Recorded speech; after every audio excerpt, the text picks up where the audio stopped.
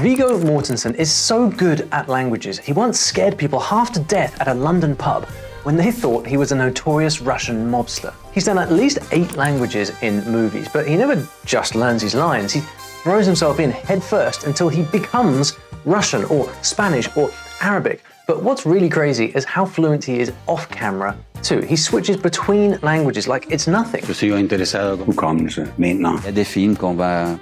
Although I had to really go digging to find some of these clips, and the reason he sounds so real is because he takes risks most learners wouldn't dare to. So if you've ever felt shy about speaking another language, Viggo's story will show you why being fearless matters way more than talent. And I've captured all his best secrets just for you, so listen out for how to get them coming up soon. That is a rare gift. You probably know Viggo Mortensen from Lord of the Rings, but did you know he's really from Argentina? Ahí estaba el actor también. O sea que no llegaba más tarde que el director. O sea, nunca llegaba antes, pero... He was born in New York, but his family moved to Argentina when he was only 2 years old. Mum was American, Dad was Danish, so right from the start he had 3 languages going on in his life, and his mum would take him to see those big epic movies like Lawrence of Arabia, and Viggo loved pretending he was somewhere far away. Then he turned 11 and everything changed. His parents divorced and he moved to upstate New York with his mum, right near the Canadian border. Now, growing up in Argentina, he was mostly only speaking Spanish. The only person he ever spoke English to was his mum. Suddenly, in this small American town, nobody spoke Spanish, and at first that was really rough, but he pushed through by copying his American friends, starting as kids do, with all of the swear words. No wonder his brain got so good at switching, listening, and fitting in wherever he was. And it might just explain a few things coming up later. Hasta los 11 años estuve acá.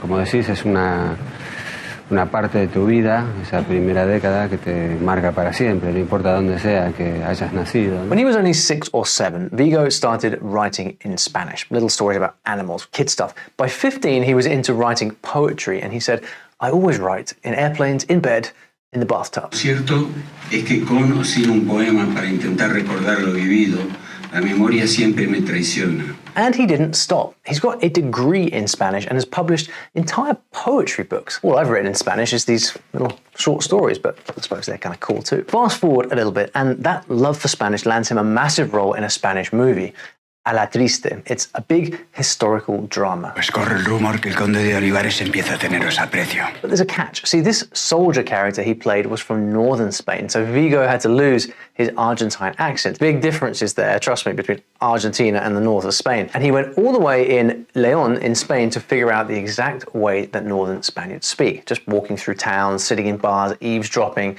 Now, this is not the London pub scare yet, that comes later. And the script made it even harder because it was written in old 17th century Spanish, the kind that nobody uses anymore. ¿A quién le conseguirá tu viuda ahora la vara de alguacil? Not easy stuff. Even Spaniards say it's hard to read. Now, a few years later in Argentina, he played twin brothers with completely different accents and lives, and they decide to swap places. ¿De cuándo te deja la tía? ¿A qué se debe la visita? Necesito que me ayudes. La plata. You know that feeling when you're about to speak another language and your brain just goes, nope. Yeah, we've all been there. The thing is, watching Viggo do his thing had me thinking, these actors have some pretty clever ways of getting over that, oh no, I sound terrible panic that we all have, right? So I did a little bit of research and I made this little guide. And this is basically all the great stuff, all these little tricks that they use when preparing a role or to nail an accent under pressure. It's a very cool little guide. I've never seen anything like this anywhere else. You can keep it on your phone, you can print it out, you can give it a read, whatever. Sometimes you just need a quick pep talk to remember that there are tricks that you can use to improve your confidence in a language. It's all completely free. You can get it by scanning the QR code up on the screen or by clicking the link below in the description. Yo tengo un pequeño problema con mi gente y sus soldados. Beautiful movie, that. Okay, so Viggo's dad was Danish, but he barely spoke it at home. Viggo would hear him speaking Danish on the phone, so he'd pester him to speak it with him. But remember, this was all in Argentina before he was 11 years old. There was no chance to use it. When he was a teenager, he tried to get the hang of it, but found it really hard. He said Danish was harder than Arabic. Can you believe that? Well, when we get to that part of the story, you'll probably think he's lost his mind. I mean, Arabic is a tier 8 beast of a language. Danish, well, it's only a tier 1, but that all changed when he grew up and moved to Denmark. Mange år siden har jeg nok prøvet det. Jag visste att jag kunde göra det. Därför så ska man göra det nu. Hvis du will? Ja, hvis du gør det. Yep, total immersion did the trick, as it often tends to do. He worked as a truck driver, he sold flowers in Copenhagen, just living day to day in Danish. Then one day he got his chance to be a real Dane in a movie. Funny part is, the movie was half Danish, half Spanish. And for his Spanish lines, he doesn't sound like an Argentine at all. He sounds like a Dane speaking Spanish. Of course, that was the trick. He copied his dad's accent in Spanish. Han rejste og sagde, Henry, han kan fandme ride de vilde hest. Mange tak, Gita. Du er så smuk. Jeg kan ikke bestemme mellem dig og hende her. And remember those Spanish poetry books? Well, he went and wrote one in Danish too. Writing poetry in Danish pushed him ahead faster. Our brains just love getting the language from every angle. And don't be surprised that he also knows a little Norwegian and Swedish. You could do it too if you learn one Scandinavian language. The three languages are so close, you can pick one up just from one of the others. In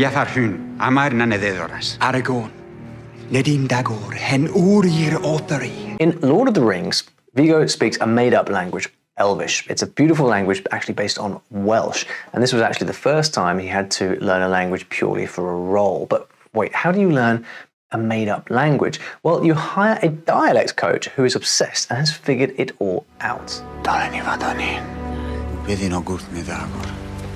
Oman pidi.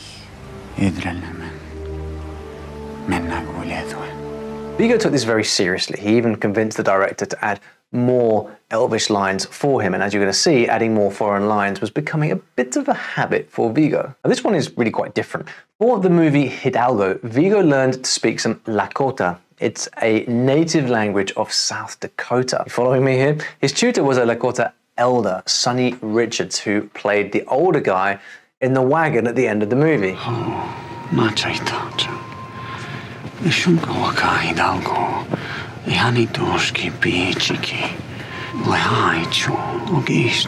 Now, if you've been paying attention, I bet you realize that Viggo did not just parrot the new sounds. He wanted to understand the words in the way that Lakota understand them. And it's why I always tell you, if you get the chance, don't just immerse yourself in the language, you gotta immerse yourself in the cultural environment as well. Anyway, Viggo rode out to the Pine Ridge Reservation and they loved him. He got a bunch of invites to people's homes, and that kind of hospitality really leaves a mark. And here's something new for Viggo. He made practice tapes. Yep, those things from the 80s. He'd record his accent coaches helping him say the lines correctly and then use these recordings to drill them later when he was alone. By now, Viggo was realizing how useful it was that he already knew more than one language. It felt like a head start. He could get his mouth around new vowel sounds a little easier. Green Book non ti dice cosa devi pensare. Il film è buonissimo. Vai a vedere il nostro film. In Argentina, Italian culture is everywhere. There's a huge immigrant community, so much that Argentine Spanish has even got a touch of Italian rhythm and rhyme and sound to it. So when Viggo started on Italian, it all felt very familiar. Mi chiamo Sighi. Come ti chiami? Sono psicoanalista, mi chiamo Sighi. Sono io e il mio amico Topo Gigio abbiamo fatto la psicologia molti anni insieme. Viggo being goofy.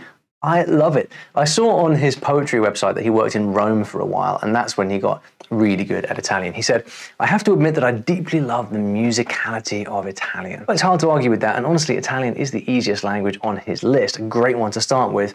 You're on the hunt for a new language yourself. But speaking Italian is one thing. What are you going to do when they ask you to sound like an Italian from the Bronx? People love what you do. Your music. What you do. Only you can do that. That's The Green Book. Incredible accent, but I want to rewind a bit because long before that, Viggo was falling for another language. J'ai fait la musique avec des musiciens. On a collaboré pour jouer ensemble. French started in a fun way, listening to Radio Canada broadcasts of ice hockey games, obviously. He was obsessed because remember when they moved near the Canadian border? Well, little Viggo had no internet and no TV, so every day he'd spend hours and hours just listening to hockey commentary, and that's how he got started in French. I couldn't find out what he did beyond that, but one day a producer saw Viggo on YouTube. He was introducing an ice hockey player. J'ai commencé avec le Canadien pendant l'époque dorée des années 70. Et j'ai le grand honneur de vous présenter le joueur de cette époque qui était pour moi le plus élégant.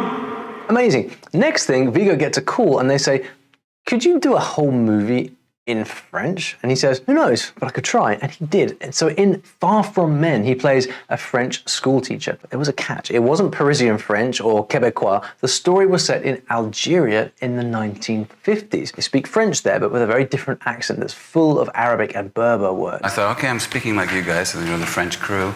They said, no.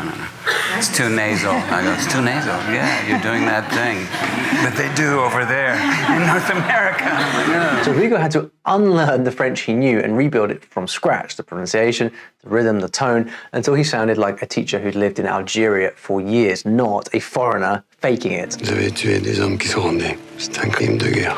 Tes frères sont peut-être morts ou partis, mais t'es vivant! Pour les Français, on était des Arabes.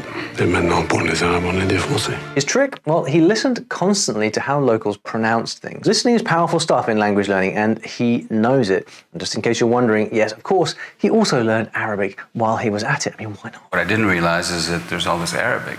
That's completely new to me.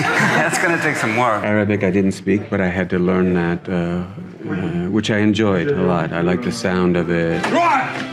انت راجل ولا لا؟ لو كان نروح ضربك يقتلوني. Listen, you can do a lot in a year, even with Arabic. It's one of the hardest on my language difficulty guide. It's a tier 8 language, according to our system, which means the grammar, well, it's intense.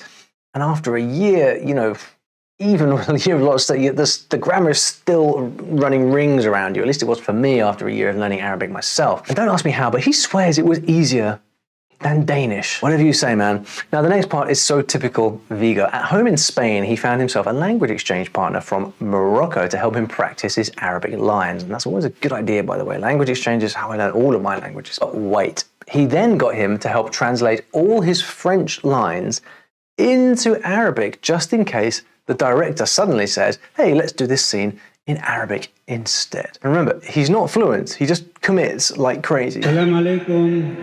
الفرصة باش نعرضوا سهات جمل فنان مجمع الفناني شوارع والمهاجم والشاب المغربي. And then one day, Viggo fell for a lady from Barcelona. Trataba de salir ayer y tengo que salir hoy como muchos. ¿Y dónde vais? A Madrid. No habéis dormido en casa por eso, ¿no? Sí, por suerte tuvimos donde. I don't know if you can tell, but this reporter in Barcelona is not speaking Spanish to Viggo. She's speaking another language, Catalan. But look at Viggo, he understands everything she's saying and he's answering in Spanish. Now, most tourists traveling in Spain don't even realize they speak a different language in Barcelona, but Viggo lives in Spain with Ariadna, so... Muchísimas gracias por aquest premi. Jo creia que encara em quedaven uns quants anys més com a actor de cinema. Of course he's learning Catalan, but out of all these amazing language adventures that he's had, nothing comes close to what Viggo did with Russian. Отец мой на дядю потратил.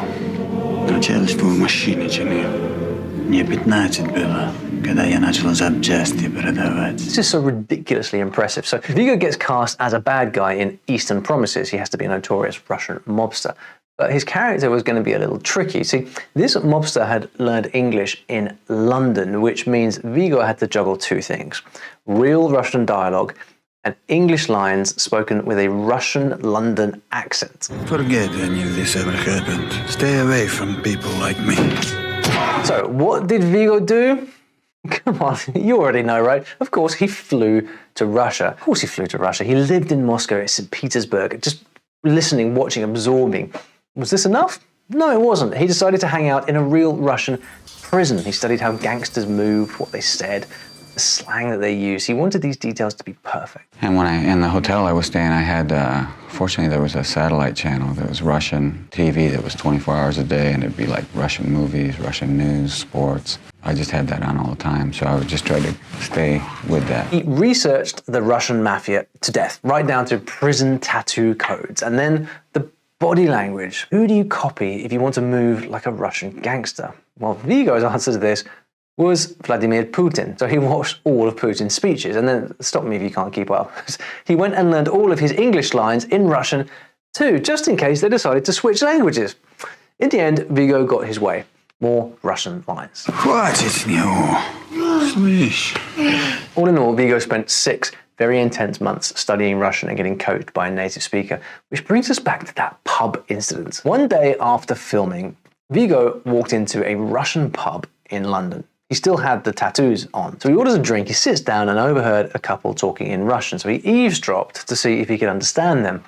But they noticed, and they were terrified. They thought that he was one of them, the mafia, and that's when you know that your transformation is complete. Hola, soy Viggo Mortensen y pienso que las lenguas son el tesoro de los pueblos. Galician now. Alrighty, well, there's no stopping this guy, because at the heart of it, Viggo believes that every language changes who you are, and he loves this transformation. Better go learn my lines and forget about this for a while. If you're curious about how you can go and learn some lines in a different language, I've got just the video for you. It's about the only 4 types of movies that will make you fluent, and I bet you'll spot some of Viggo's movies in there. Go and watch that right now.